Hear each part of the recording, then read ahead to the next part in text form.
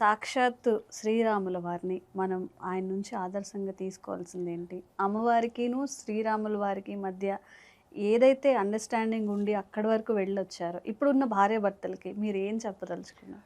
అమ్మాయి వాళ్ళ రోజుల్లో సీత అనే పేరు పెట్టుకోవటానికి జనం భయపడుతున్నారు. కష్టాలొస్తాయని. కష్టాలొస్తాయని. హ్మ్. ఇవన్నీ వెర్రి నమ్మకాలు, మూఢనమ్మకాలు. అంతటి సాక్షాత్తు లక్ష్మి ఆమె. క్షీరసముద్రరాజ తనయ. హ్మ్. ఆవిడ పేరు లక్ష్మీదేవి పేరు పెట్టుకుంటే కష్టాలు ఎట్టొస్తాయి? హ్మ్. ఆవిడకొచ్చినాయి. దానికి ఒక బలీయమైన కారణం ఉంది. హ్మ్. ఆ కష్టాలొస్తే గాని రాముడు వెళ్ళి రావణ సంహారం చేయడానికి వీలు కాదు. సీత అని పేరు పెట్టుకున్నంత మాత్రం అందరికి కష్టాలు వస్తాయా? హ్మ్. రావు. రావు. ఇవాళ హ్మ్. కొన్ని పేర్లు పెట్టుకోవటానికే భయపడుతున్నాం. అదే ఆ పురాణం. ఇదంతా ఏంటంటేనమ్మా, ఈ ప్రబలిపోయినటువంటి అనుమానాలతో కారణం. కుటుంబం అన్నావే, హ్మ్. సీతారాములు హ్మ్. వాళ్ళు కలిసి ఉన్నటువంటి కాలం చాలా తక్కువ. దాదాపుగా 11 ఏళ్ళు ఆ ప్రాంతంలో వయసుండగా సీతమ్మ వారికి 12 ఏళ్ళు అట్లా ఉండగా రాముడికి వివాహమై ఏడాదికి అరణ్యవాసం. హ్మ్.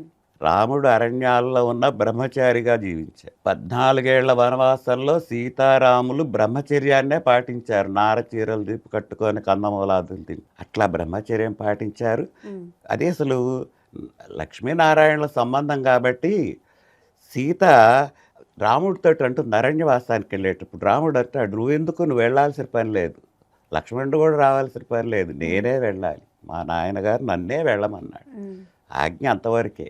అప్పుడు సీత ఒక మాట అంటుంది, నువ్వు గనక నన్ను తీసుకువెళ్ళకపోతే హ్మ్. మా కేకయ్య మా విదేహ రాజ్యంలో ఏమనుకుంటారో తెలుసా? ఒక భార్యని తన వెంట పెట్టుకొని కూడా తీసుకెళ్ళలేనటువంటి అసమర్థుడికి మా రాజకుమార్తెనిచ్చి పెళ్లి చేశాడని విదేహ రాజ్యం జనం అనుకుంటారు. కాబట్టి నేను నీతోటి రాకపోతే మా రాజ్యంలో నీకు అపవాదం వస్తుంది. అది తొలగాలంటే నేను నీతోటి రావాలి. హ్మ్. భర్త గౌరవం తన పుట్టింటి ప్రాంతంలో పోతుందని ఆయనతోటి వెళ్ళింది. అదే కాదు, హ్మ్. ఆ రోజుల్లో అర్ధాంగి, సహధర్మచారిణి, ఇయం సీత మమ సుత సహధర్మచరితవ అంటాడు అప్పగిత్తులు చేసేట. హ్మ్.